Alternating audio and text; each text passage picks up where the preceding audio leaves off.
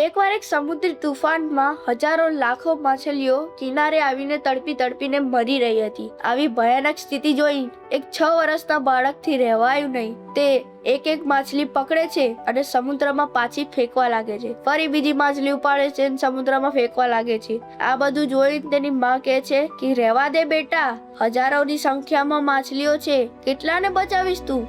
આટલું સાંભળીને દીકરો પોતાની સ્પીડ વધારે છે. એક પછી એક ફટાફટ માછલીઓ સમુદ્રમાં નાખવા લાગે છે. આ બધું જોઈને માં કહે છે કે રહેવા દે બેટા, આનાથી કશું ફરક નહીં પડે. ત્યારે દીકરો માછલી ફેંકતા કહે છે, જો માં, આને તો ફરક પડે છે ને, આને જીવન મળે છે. ફરી બીજી માછલી પકડે છે અને ફેંકવા જાય કે જો માં, આને તો ફરક પડે છે ને, આનું તો જીવન બચે છે ને.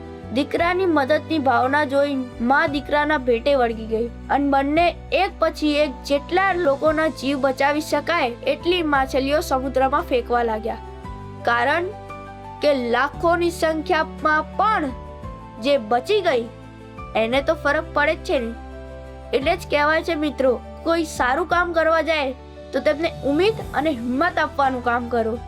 કારણ કે અમુક વખતે તમને ફરક પડે કે ના પડતો હોય, પણ કઈ જિંદગીને તો ફરક પડતો હશે ને. આપણે અહીંયા કેવું છે ખબર, કોઈ નોકરીમાં અગર સારું એવું પ્રમોશન કરવા માટે મહેનત કરે, પ્રમોશન સુધી પહોંચે, તો એના સહકર્મીઓ કહેશે કે સરને કંઈક બટર માર્યો હશે. આવી બધી ટિપ્પણીઓ કરીને તેની ઇમેજ ડાઉન કરે છે.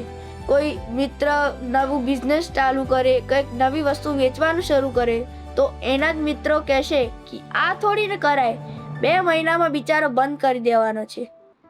આવું કોઈ સેલ્ફ ઇમ્પ્રુવમેન્ટ માટે જીમ જાય, યોગા કરે, કસરત કરે, દારૂ સિગરેટનું કોઈ વ્યસન હોય તો એને બંધ કરે, તો એના જ મિત્ર વર્ગના લોકો કહેશે કે ભાઈ હીરો બનશે, 2 દિવસ ચાલશે આ બધું.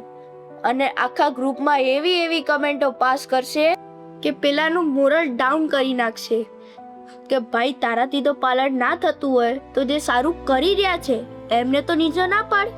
કોઈ યુટ્યુબ, ઇન્સ્ટા, ફેસબુકમાં સારી એવી મહેનત કરીને આગળ આવ્યા હોય તો એના જ આજુબાજુના લોકો કહેશે કે એમાં શું મોટી વાત છે, કાં તો કહેશે ફેક ફોલોઅર્સ ખરીદ્યા છે.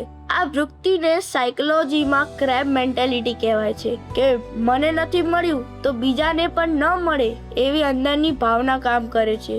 બધાને લાગે છે કે સક્સેસ લિમિટેડ છે, કારણ કે મોટા ભાગે કમ્પેરિઝન, ઇનસિક્યોરિટી અને ઝીરો સમ થિંકિંગ છે. એમ લાગે કે સક્સેસ લિમિટેડ છે, એકને મળશે તો બીજાને નહીં, એટલે સપોર્ટ કરવાની બદલે પગ ખેંચવું લોકોને વધુ સેફ લાગે છે. એટલે મિત્રો, તમારા માટે બેસ્ટ અપ્રોચ એ રહે કે સપોર્ટ કરનાર ભલે થોડા પસંદ કરો, બાકી આ ક્રેબ મેન્ટેલિટી વાળા લોકોથી દૂર રહો, નહીં તો એ તમારી સ્પીડ ધીમી કરી નાખશે. વિડીયો ગમ્યો હોય તો લાઈક ને શેર જરૂરથી કરજો.